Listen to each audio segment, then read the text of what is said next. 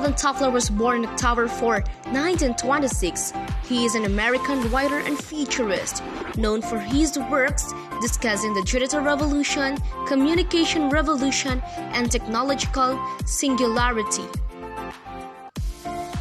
Alvin Toffler's Future Shack was anticipated in late 50s and early 60s. Satellites used to beam information to Earth, computers in everyone's homes, cloning cable, televisions, and the drastic speed of daily life.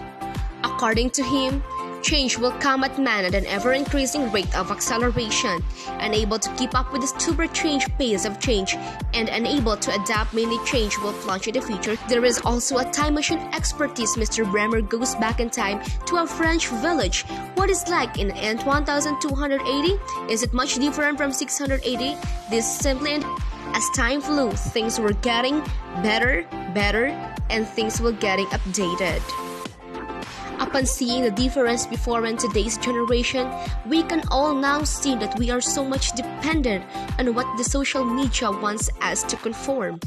And this is the prediction of the future shack of Alvin Toffler. Before, they are using the harana as their courtship, and that is the traditional way of courting the girls. And people seem to have a low self-esteem. But time, there is a social relationships now. There is already an online courtship. Also, there is a confidence in socializing, and we can see the difference between the technology. A simple illustration shown in that picture from 1970 until 1980 to 1990 until now in our generation, we are having a high social media and also in our cellular phones. Before and now, you can see the difference even in the camera, even in the computers that we are using, as well as to the projectors that being presented now, and also to the telephone. We can see that electronics and none. Of course, the printer that the students are using now. Of course, influence of technology and teaching. Look at. Speaking of textbooks, e-books are becoming more prevalent in schools with the advances of e-readers and tablet computers.